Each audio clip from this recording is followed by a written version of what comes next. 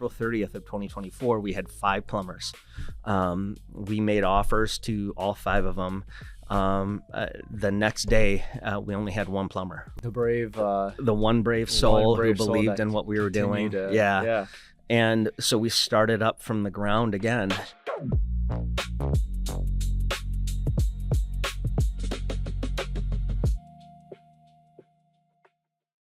Today, we're joined by Jon Ryan from Minneapolis, the owner of Genz-Ryan, one of the largest HVAC plumbing and electrical shops in all of Minnesota. I'm so excited today to walk through the last 70 years of Genz-Ryan, the moments that shaped the company, and your vision for the future. Welcome, Jon. Thank you, Tyson. It's a pleasure to be here. What is the story of Genz-Ryan? How much time do we got? So Genz-Ryan was founded in 1950 by my dad, Jack, his partner, Louis Genz, and also Louis's wife, Greta, and then my grandmother, Rose, was a partner in the business as well. So Grandpa died when True family business. Yeah. American family business. Exactly. Yeah. Grandpa died when my dad was very young, and Dad tried college, and I think it lasted for about a matter of weeks. And it wasn't for him. So he struggled finding his place. And the story is, my dad's had told it many times. He's passed away now, but Louis put his arm around my dad and he said, "Jackie, you and I are going to go on a business together." And so January 1st, 1950, they hung out their flag. Wow. Yeah. And back then, Rosemount, Minnesota, which is a southeastern suburb of the Twin Cities, was very agricultural. So they did a little bit of everything. They did well drilling, they did plumbing, and historically had always been involved in new construction. So the family was already was part of the trades, they Yeah. already had these skills and all Yeah, that. 100%. Yeah. And so your dad was obviously the Ryan part, Yeah. and then Louis was the Genz part. Correct. Yeah. And they were friends. Yeah, they were. Louis was really, because my grandpa died when my dad was like 15 years old. And Louis really became a father figure for my dad. Oh, okay. Yeah. So this was a father figure, Yeah. and then it's kind of, and then they became really close. Yes, 100%. Yeah, and Louis was in the business till he and Greta retired in 1967. Wow. Yeah. Incredible. And then, how's the story? Did you, were you and your siblings involved in the family business for a while before finally taking over? So we bought the business from our parents in 97, and then Mike left the company around 2000.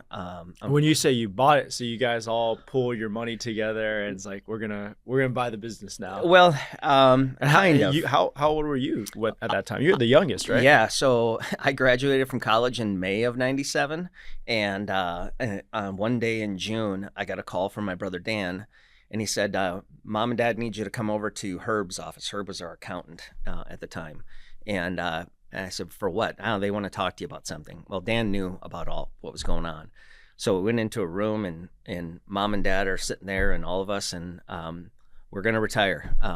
So here's a stack of paperwork. Sign it.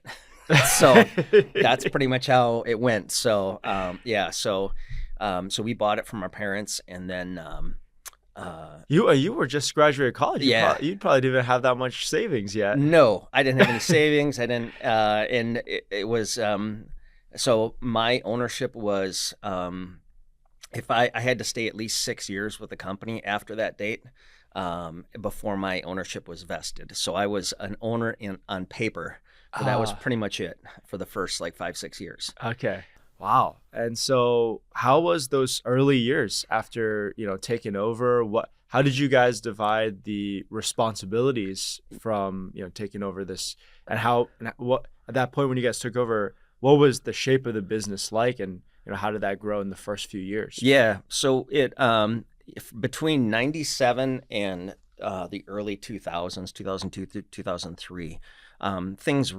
The first year or two wasn't a bunch of change, and then if anybody remembers, the late 90s, especially the early 2000s, the housing boom, right? There was what's the Big Short, the movie The Big Short? Yeah, I remember. Right? Yeah. So That was all of the ninja loans and Subprime mortgage loans yeah, and all stated that. income, all that stuff, right? Junk bonds. Yes, all those things were happening. So it took off like crazy. And because the business at that time was primarily new construction. Yeah. Our service department, we never did any commercial. It was always residential, but majority of the company, like 95% of it, was in new home construction. And that was booming because there was new homes popping up everywhere because of the state of I should have known there was that a collapse was coming, because the IT guys that we worked with at that point in time, I remember he came to me and he said, "Hey, my brothers and I we're going to we're going to do a housing project. We'd like to get a quote from you." I mean, I should have known that, I mean, to go from technology into being a home developer or home builder.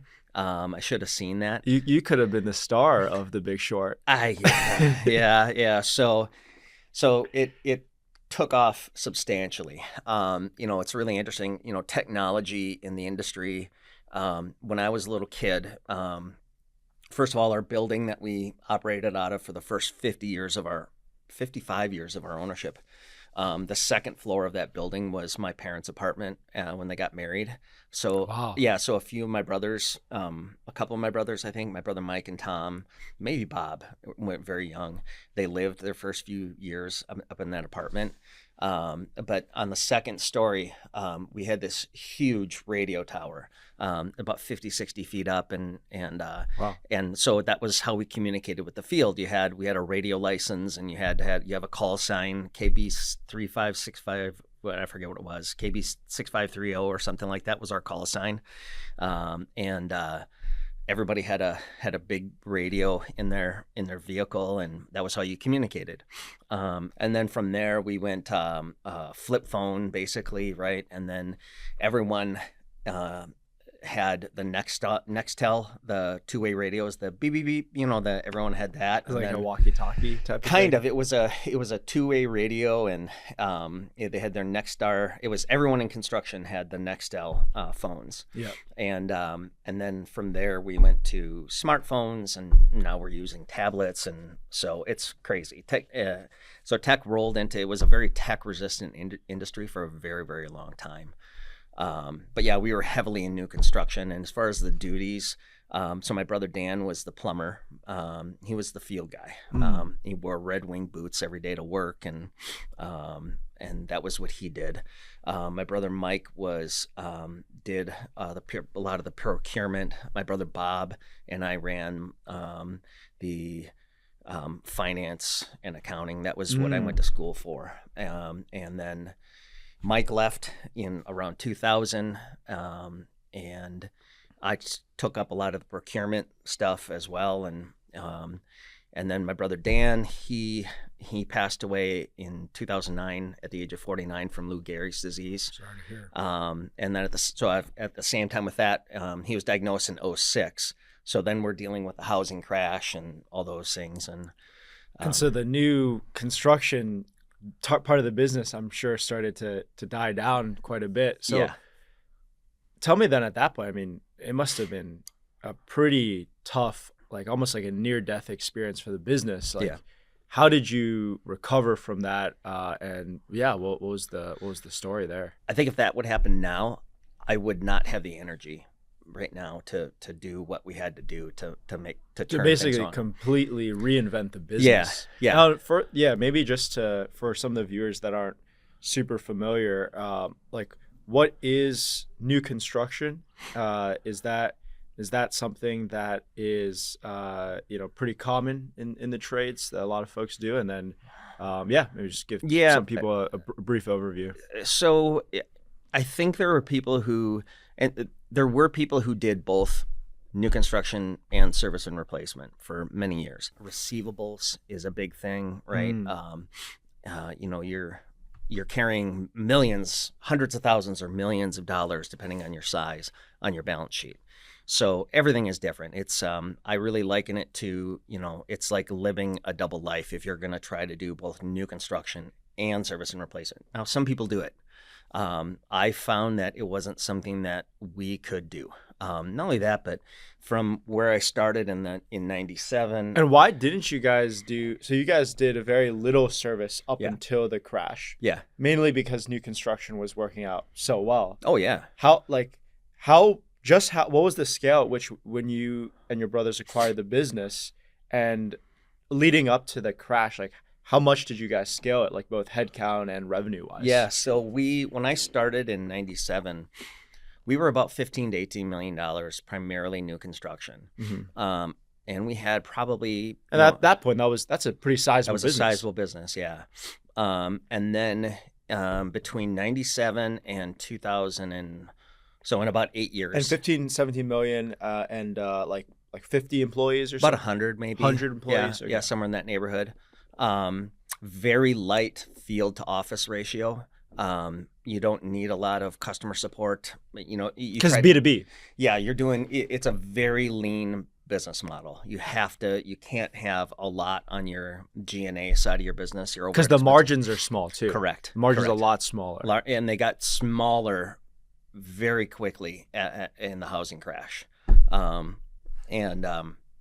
they never really recovered, quite honestly. I think there was a little bit, like around COVID, the margins improved a little bit, but so it's a completely different business model, and some people make it work. I personally felt like to do it right, we had to stay focused, and so in 2022 I closed down the new construction. But before the timeline of that, about 18 million, 15 to 18 million in '97, about 100 employees. Between then and the peak of like 2005, 2006, we were about 45 million in sales and over 330 employees. And then in about 18 months, we shrank down to below 100 employees, and I think we were $18 million in sales. So basically shrank back to when you first took over the business. Yeah, so definitely it's just the rise. That must have been an insane time. Like I feel like most companies would have probably died at that juncture. How did you power through? Yeah, I'd say, every day you get ready and you look in the mirror and you wonder, is this the day? Is this my last day that we're going to be able to be in business? I mean, thankfully the company was very astute. We always bought used vans. We weren't overly leveraged at that point in time. Personally, we had done very well through the housing boom. So we had some money saved that allowed us to go, and we had a fabulous bank. We worked with a good sized community bank. And so we had all the right structure and support in place. But it was hard. I mean, my brother Bob and I, there was many years where we didn't take a paycheck. And I think it was about 4 or 5 years we didn't take a paycheck. So we were living off of everything. I mean, savings basically. We put almost everything we had back into the company. So it was basically like starting from scratch, all over again. Yeah, I think we always said that it was our dad's company until we went through that, and then once we got through that, it really became our company.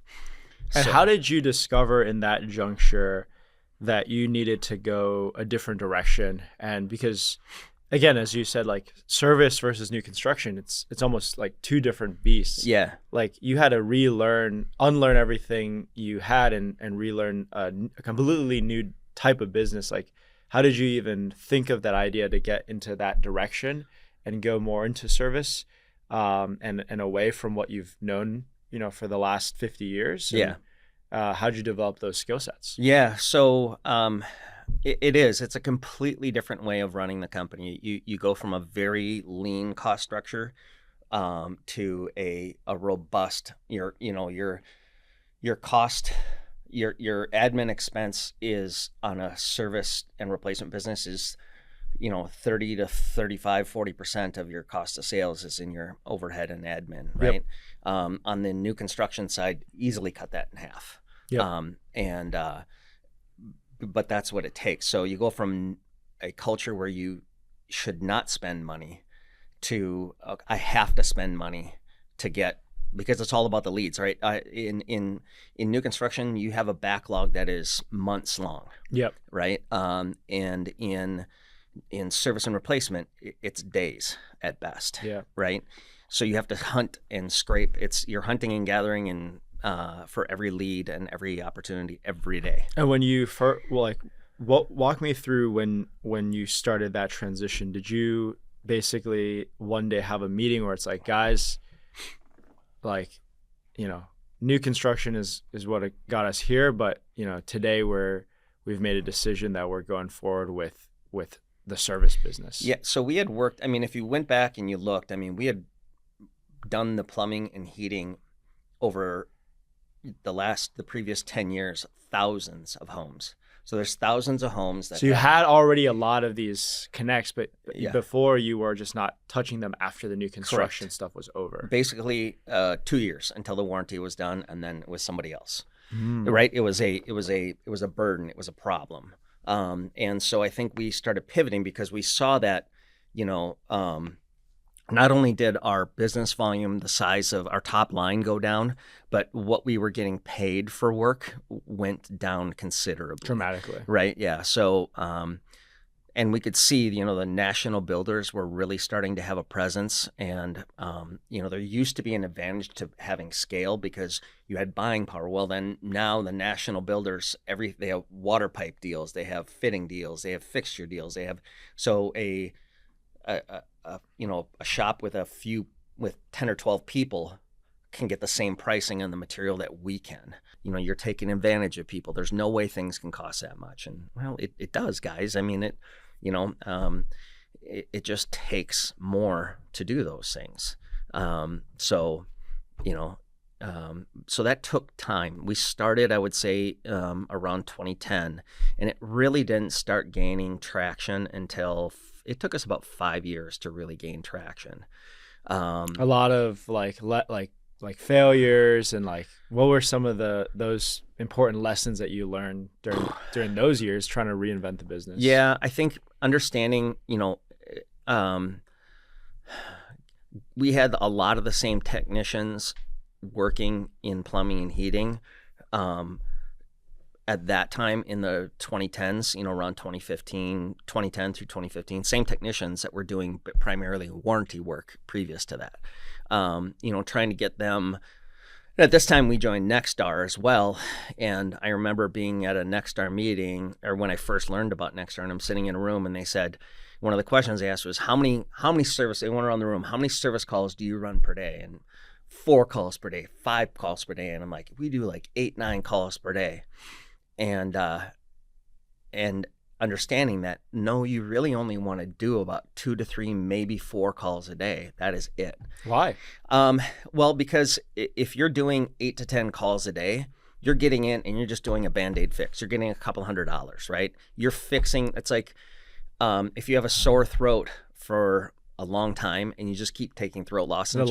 Right? I mean, my throat doesn't, it's not sore anymore, but it's going to come back. Yeah. So there's you're not fixing the underlying root cause. Exactly. Right. Yeah.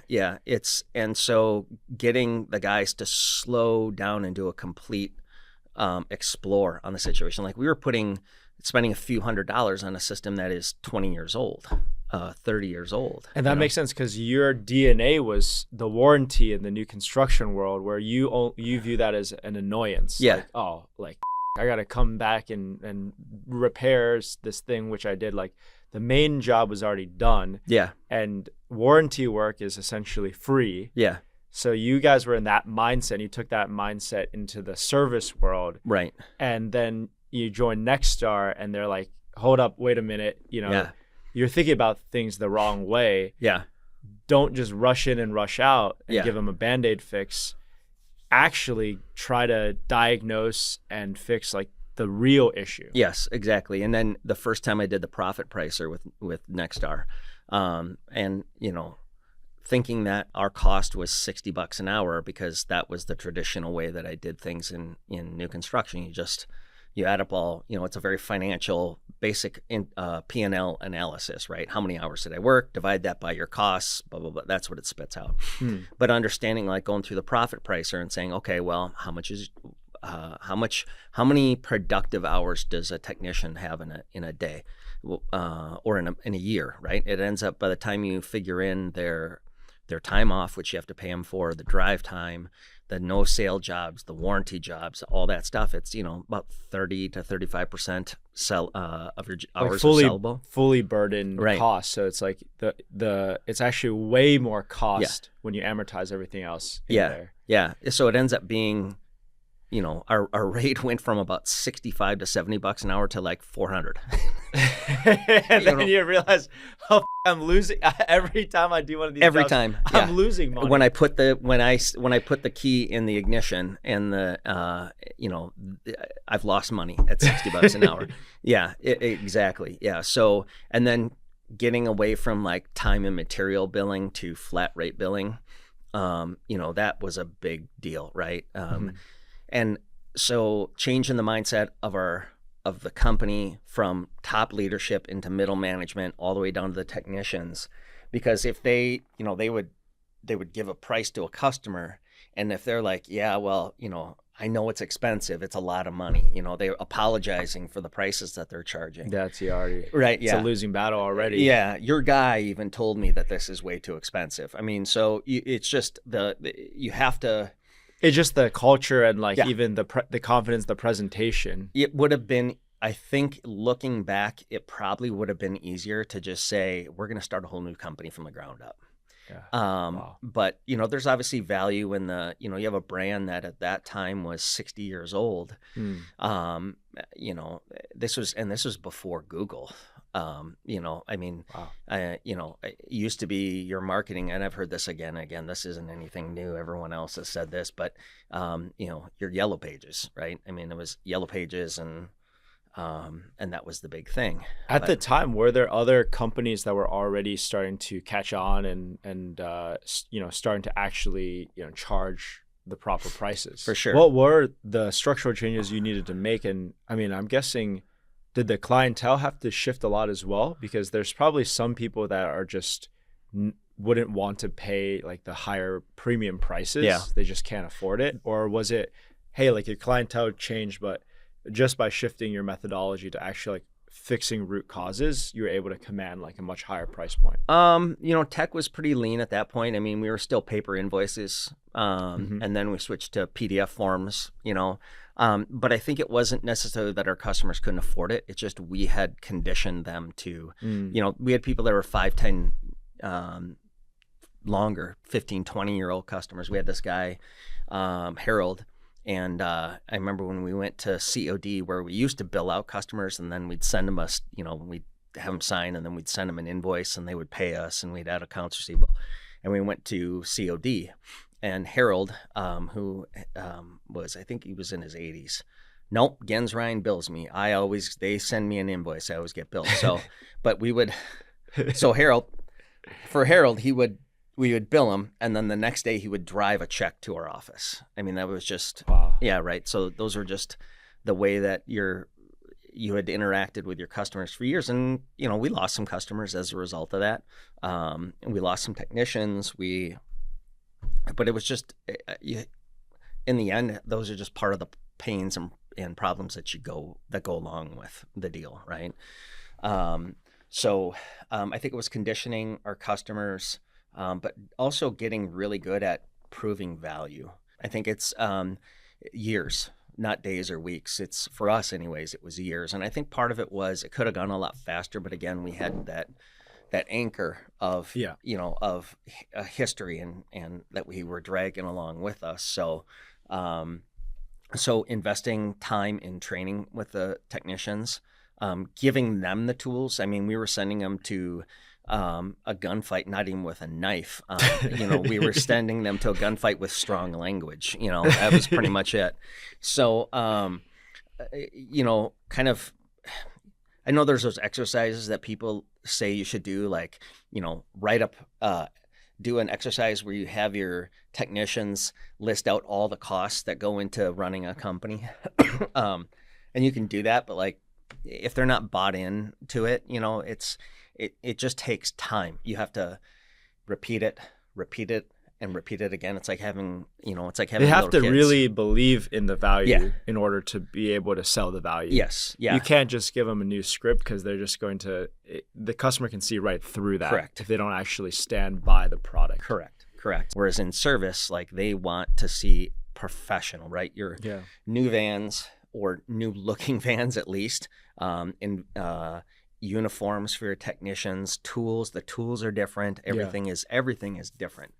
So you really have to create a new culture from the ground up. Same name, different company altogether. And in the end, if you look back on all the things that we've talked about, it really is in so many ways a completely brand new company when you're doing it that way. It was Genz-Ryan in name only in many ways, but still the tradition, the overall culture of who we were and how we treat our team members and how we treat our customers.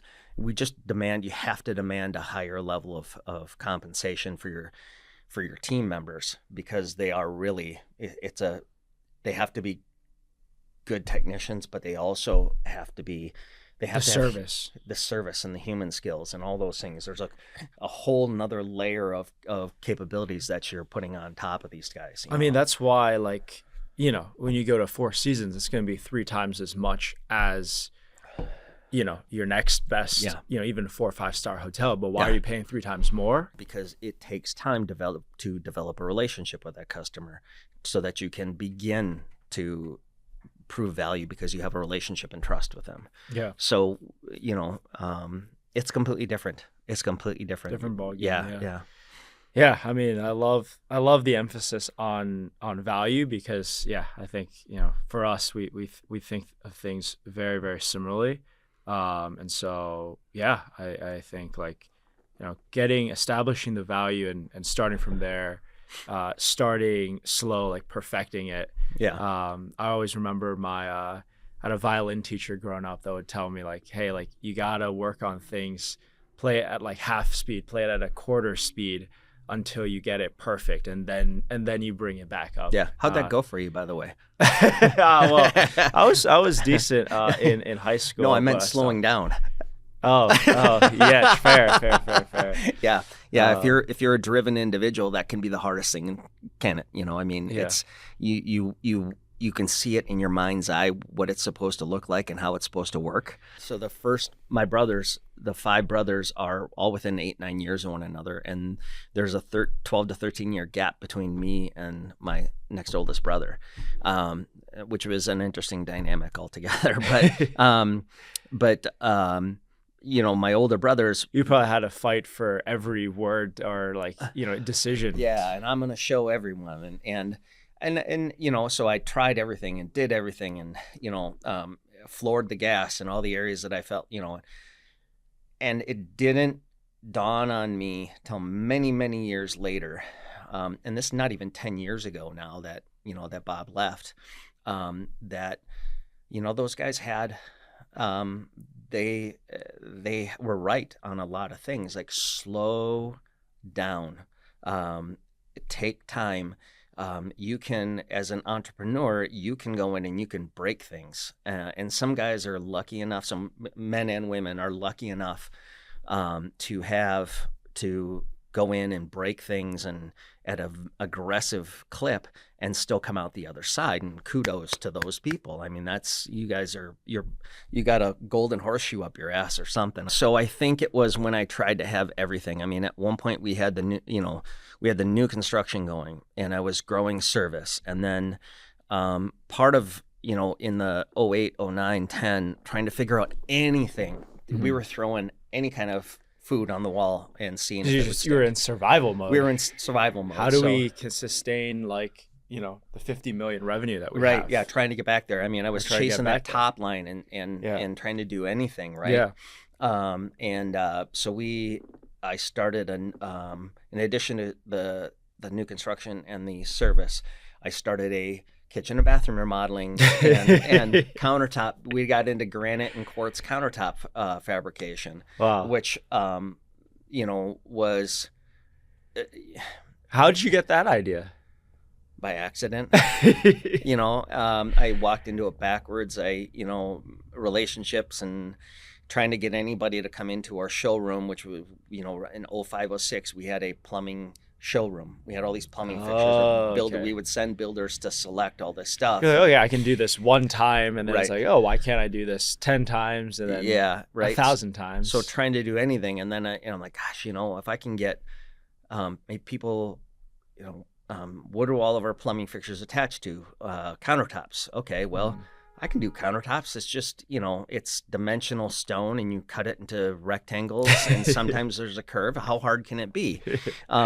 The lesson learned there is like, so if we put in a new furnace and the door on the furnace has a dent in it, do we replace the whole furnace? No, we replace the door, right? If you put in a $1,000 faucet and it's got a scratch on one of the handles, do you replace the whole faucet? No, you replace the handle. On countertops, if you install countertops and it has a scratch or an inclusion or a defect in the stone, which is always there, you're not repairing that scratch or that chip or that imperfection. You're tearing everything out and you're replacing it. Wow. And it's only once you get into the weeds of the business where you start to understand these things where you thought this was going to be like 90% like the old business. Yeah. And you're like, oh, wait a minute. There's all these things that I didn't even account for that now makes this business a lot more different in many ways than my previous. We're going to move on. We're going to focus.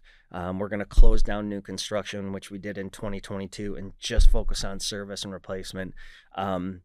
It was when I closed the countertop division, that was like, that was my baby. And so I really took that personally, but it didn't take me long to have a feeling of relief. I think closing it was the best service that I could do to my family's legacy, because it allowed me to say, I know what I'm good at, and I know what, if I focus, I'll be much better and I'll serve this legacy much better.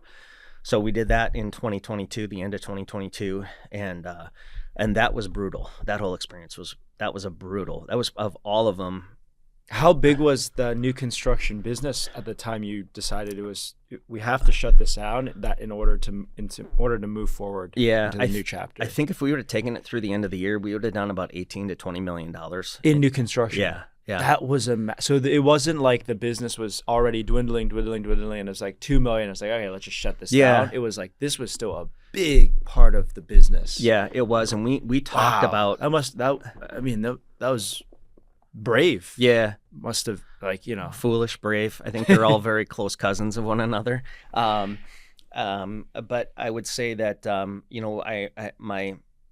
my number two in command, Josh Johnson, who's been with me, Autumn, who's been with me for love Autumn. Yeah, Autumn and Josh have followed a very similar path through the company. Both started at the ground level. Autumn as a part-time administrative assistant, filing paperwork back when we used to have paper files.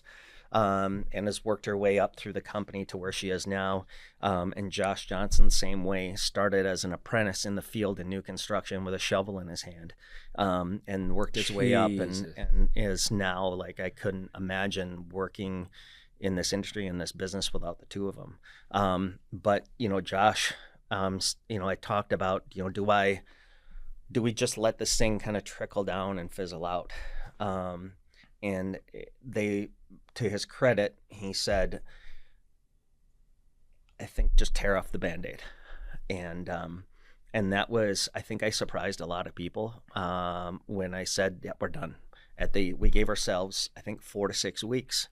I think I announced it like October of 22, with the support and reinforcement from my team, who said, we'll do whatever you need. To Autumn has said to me many times, I will do whatever you tell me we need to do. And you have good people like that behind you, and you can you can go through those things. 2024 was an incredibly challenging year for us. That was one of the warmest winters in the history of Minnesota. It was the warmest winter in the history of Minnesota since they've been. Jesus. Yeah, since in recorded history, that was the warmest winter in Minnesota's history. Famously on Christmas Eve and Christmas Day, it was like 55 or 60 degrees, and we had 2 inches of rain on those days. We had one like 5 to 7 day stretch in January where it was cold. It wasn't, but we didn't have like this year how you've even experienced it here in New York. The heavy snow and the below zero, the polar vortexes and all that stuff that the wind chill. Did not have that. So and so we were trying to navigate that. And then it was followed up by probably the mildest summer in the last decade. It was the first June in 10 years where we did not have a 90-degree high Wow. And so summer was about 10 to 14 days in July after the 4th. And so it was brutal. It was just a brutal year. I had to sell our building that we bought. I bought with my brothers back in 2005. Had to sell the building. Oh my God. And got a great. It wasn't a situation where And that was right after you pulled the Band-Aid. Yeah. And just kept on. Yeah. Getting pummeled. Yeah. You've hit me up random Saturdays. It's Yeah. like, Tyson, I figured out this new thing. we gotta get this in. Yep. And you'll still probably get those calls from me, Tyson, but I will space them out. And there are things that we're approaching change and implementation of change at a much more disciplined route now. When we're still experimenting with things, we're just doing it. It's always more to learn and do, but it seems like you guys have really, you've kind of fully moved on from the baggage of the new construction business. Yeah. That one like terribly crazy year. Yeah. And now you guys can cleanly now focus on kind of building from the new foundation that you've established. Yeah. So despite all the technology, this business is built around people. Yeah. And so the core of people that we have has never been stronger. And I take personal pride, not of my own, but that I'm attached and involved with a organization where we've the best people in our company. In 24, another thing that we did is we effectively started over from ground zero with our plumbing department. Yeah. I remember this clear as day. It was early. You guys had just started working with us, and I remember Daler, Jeff Daler, randomly at one evening is like, hey, we're gonna need the bot to stop saying that we do plumbing. I was like, what? Yeah. What do you mean you don't do plumbing anymore? Yeah, which is odd. I mean, my dad was a plumber. He had one of the first plumbing licenses in the state of Minnesota, probably one of the first. We used to do well drilling. He had one of the first well drilling licenses in the state of Minnesota. So to have that happen was crazy. We were in April 30th of 2024, our contract expired with the union, and not knowing what the future would hold for us, we said, look, we're not going to go down that path anymore. We're gonna pick a new path that doesn't involve being a union contractor. And I think the way I said is I believe we can serve the interests of our team member, all of our team members on the plumbing side, and be a non-union contractor. And some people may hear that and disagree with me on that. I'm sure they'll, if you guys open up the comments, there might be some negative comments about that, which is fine. But, that was the decision we made. And we had on April 30th of 2024, we had 5 plumbers. We made offers to all 5 of them. The next day, we only had one plumber. And The brave, the one brave soul who believed in what we were doing. Yeah. And so we started up from the ground again. And now we've got, 25 to 30 plumbers Wow. out there. Yeah. So, and we're growing and we're adding team members. Matter of fact, Because you were giving everyone packages that were way better than 30, they had before. it wasn't necessarily about us saving money. So we took the offers that we had. We basically said, okay, well, here's the whole package. And we said, look, these are the benefits that we're going to provide.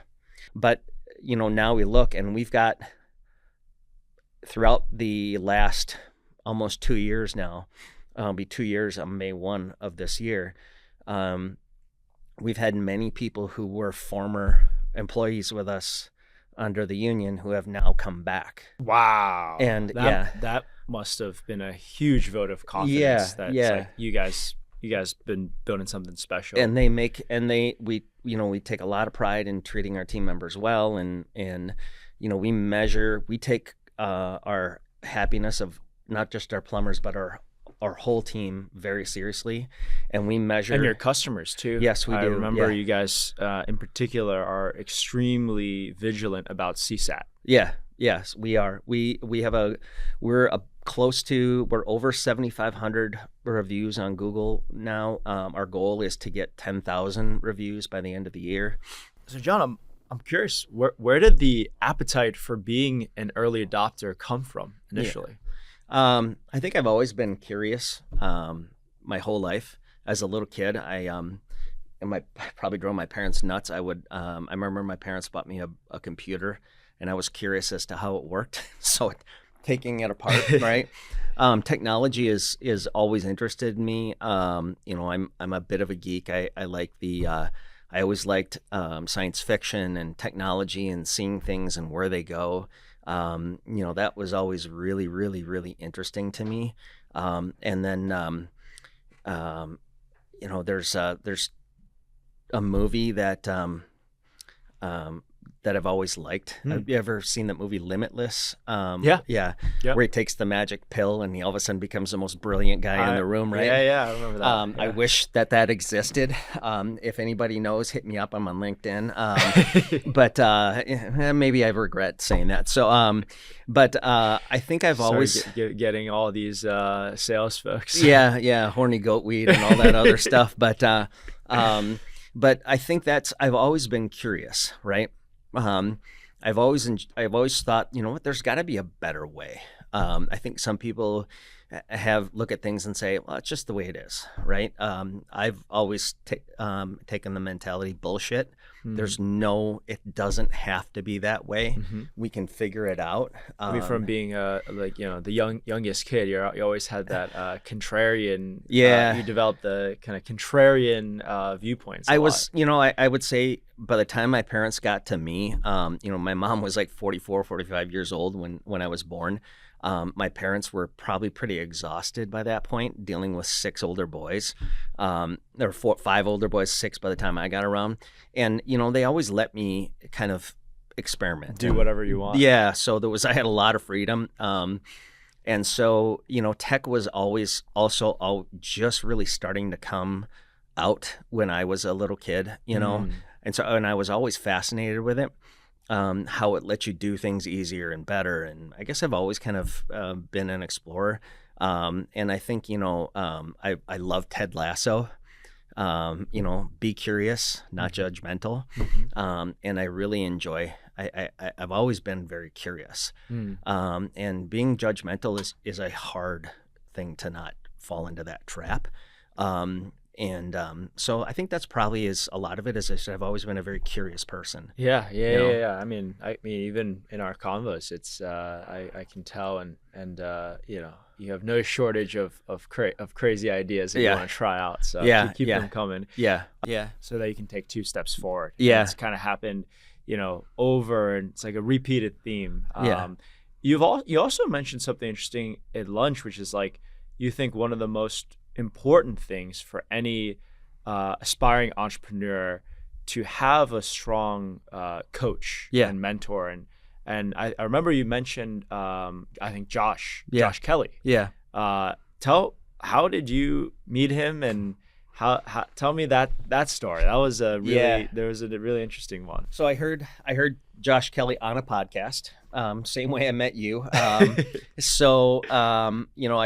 heard him on the podcast, and I reached and I took some time, and I watched some more videos about him and learned about who he was and his journey. There was a presentation he gave with his father Paul, and the question was, like, what do you think? And I'll ask you this: what's the most popular flavor of ice cream in the world? Do you know what that answer is? Vanilla. Vanilla.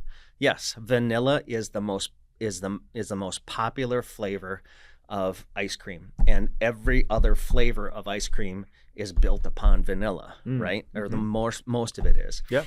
You start with the vanilla base and you build up from there. And he said he used that analogy to say simple is scalable, right? Make your business simple. It's going to be everything. Try to make every angle about your business as simple as possible, so that it's as easy as possible to scale, if that's your goal and ambition. We started at a very low level with him on his Catapult program, very low entry, and there's weekly coaching, there's online resources that they have through Clover Growth Partners. And then in the last, probably 2025, we really started building I cemented a true partnership, a formal partnership with Josh and Laura. And that I talked to many people he's also partnered with, and any regrets about anything you would do different, any regrets that you have. And the overwhelming response of the number of owners I talked with is that they didn't do it sooner. So, okay, well, I'll give it a shot. So got in there and had a first meeting with Josh and with JK, and he was talking with JJ and I about division of duties and who this person reports to, and we had our organizational chart up. And he said, finance. Who does finance report to? Well, that reports to JJ. Aren't you a finance guy? Isn't accounting? That's what you studied. Yeah. In college. Well, why doesn't finance report to you? And I said, I'm a terrible manager of people. What? Yeah, I just can't manage people. Josh is better at it. Well, John, that doesn't make any sense. JK, I'm a terrible manager. And he said, very plain, looked at me and he said, well, grow the up. And he took me back.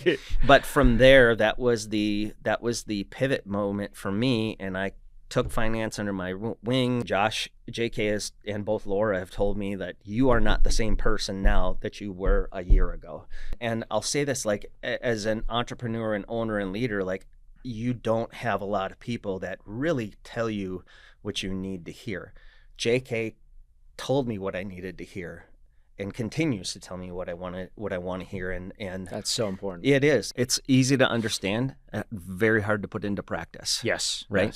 Because you see things that need your attention, and need improvement in your energy, and you in your heart you believe you can attack and accomplish all of them. Especially if you're naturally optimistic. Yes. Yeah. And you're an entrepreneur and you see all these things. And I would imagine in tech, it's probably even harder, because the amount, as we were talking about it at lunch with your team, like before you got there, like, boy, the number of AI things that are popping up now. You guys were one of the first in the industry to adopt AI, in the call center and even taking calls. Yeah. And so when you're an early adopter, it definitely means that you're going to get sometimes like the more experimental software. Yeah. And I think it's experimental, but I think you have assumptions about not only how the software is going to work, but how the human beings who are going to interact with it are going to behave. And that's just like, you said this earlier in the conversation, but people are conditioned to behave based on how we teach them to. Yes. And so with the new wave of AI, there's that conditioning process that is going to take some time before people start to realize, okay, instead of just, saying human or pressing one. Do some of your customers like not want that and hang up? And I said, yep, Of course. some of them do. Of course. Right? How would you say, because on one hand, you have this innate, kind of curiosity about things. On the other hand, after many years, you've learned that, one of the key skills in businesses is patience. Yeah. How do you marry the two together? It's not easy. But I think, it used to be, I think you have to practice is probably the big thing. I was always very quick to spit out my thoughts, and I can create a long email with ideas and thoughts and all that shit, and then I used to send it to my I know. Send it. You've got one of those. So now I've really adopted the idea of like before I send it to somebody else, I send it to myself, and